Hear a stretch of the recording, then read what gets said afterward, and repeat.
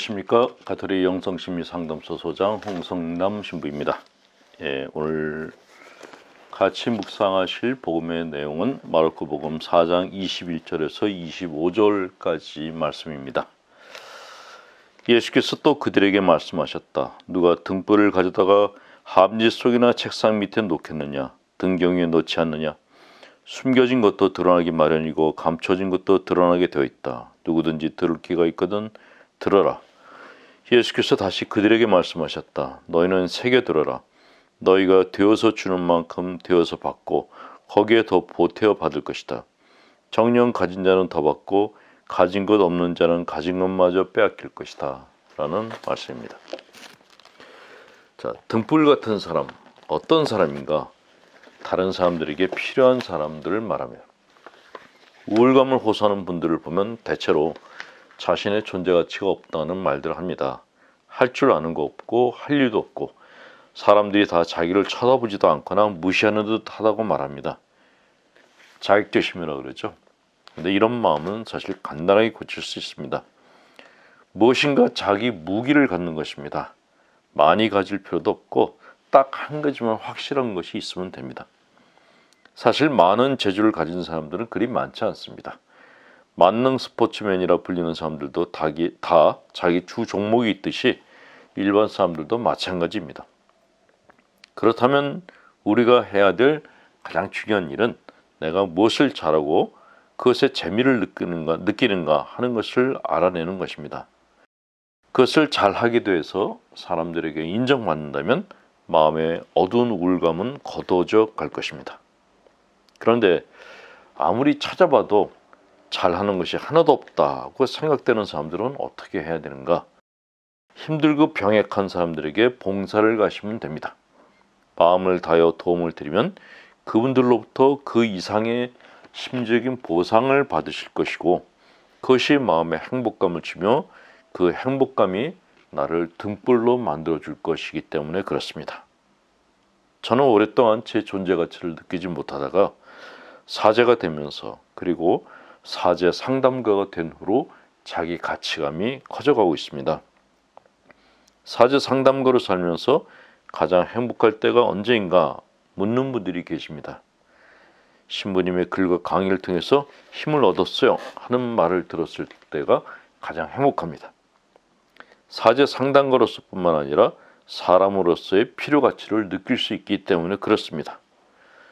누군가에게 힘이 되어주고 인생길의 안내자가 되어줄 수 있다는 것은 도움을 받는 사람뿐만 아니라 도움을 주는 사람에게도 엄청난 행복감을 주는 것입니다. 자, 성서의 다음 구절에는 가진 자는 더 받고 가진 것 없는 자는 빼앗길 것이다 라는 말씀이 나옵니다. 자, 주님의 이 말씀을 제가 젊었을 때는 이해를 하지 못했습니다.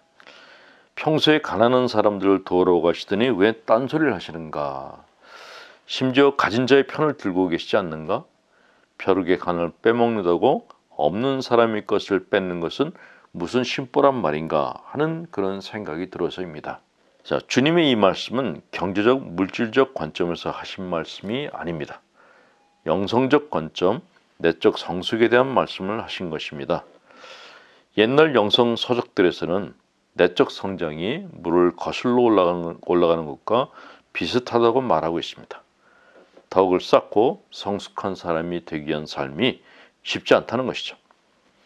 운동선수들은 기량을 키우기 위해서 자기 안에 여러 가지 유혹을 뿌리치고 훈련을 해야 한다고 하는데 영성생활도 그렇습니다. 강물을 거슬러 오르는 사공이 노젓기를 멈추면 배는 하류로 밀려 내려갑니다. 운동선수가 훈련을 멈추면 실력이 하염없이 떨어집니다. 그처럼 신앙인도 기도생활을 하지 않으면 내적 성장이 멈추는 것은 물론이고 마음 안에 썩은 물이 고이고 독버섯이 피어나는 것입니다. 나는 왜 가진 것도 할 줄 아는 것도 없을까? 그런 자격지심을 가지고 있을 때 내 인생의 배는 하류로 하염없이 흘러내려갑니다. 노를 젓는 노력을 하지 않아서 그런 것이죠. 노가 없다고요? 그러면 손으로라도 져야죠. 가진 게 없다고 울어대는 사람에게는 누구도 투자할 마음이 들지 않는 것이 현실입니다. 그래서 가진 자는 더 받고 가진 것 없는 자는 가진 것마저 빼앗길 것이다 라고 말씀하신 것입니다. 가진 것마저 빼앗기는 사람들은 대개 인생의 덫에 걸린 사람들이 많습니다. 인생의 덫이란 무엇인가? 그것은 어린 시절에 시작돼서 일생 동안 반복되는 병적인 패턴을 말합니다. 우리 가운데는 어른이 되었지만 학대받고 무시당하고 조롱당한 어린 시절의 패턴을 무의식적으로 반복하고 자신이 원하는 삶과는 반대로 살아가는 사람들이 적지 않습니다. 바로 인생의 덫에 걸린 사람들입니다. 인생의 덫은 여러 가지 부정적이고 격렬한 감정을 불러일으키면서 인간의 생각과 감정, 대인관계에 영향을 크게 미칩니다. 이런 사람들은 자신이 어떤 덫에 걸렸는지 살펴보고 그 덫에서 벗어나는 작업을 해야 됩니다. 그렇지 않으면 나이가 들며 점점 더 무기력해지고 우울해져서 내가 웃는 게 아니야, 웃는 게 아니야, 사는 게 아니야 라는 노래를 부르면서 살게 될지도 모르기 때문입니다. 그래서 주님은 인생의 덫에 걸린 사람들을 정녕 가진 자는 더 받고 가진 것 없는 자는 가진 것마저 빼앗길 것이다 라고 비유적으로 말씀하신 것입니다.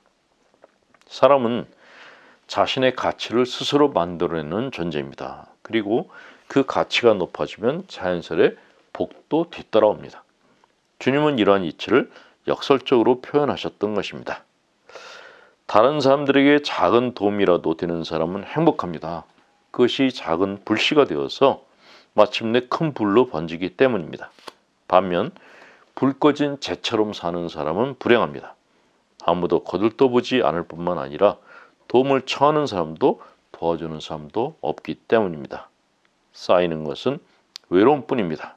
그러니 무엇이라도 남에게 도움이 될 만한 것들을 하나씩 마련하시기 바랍니다.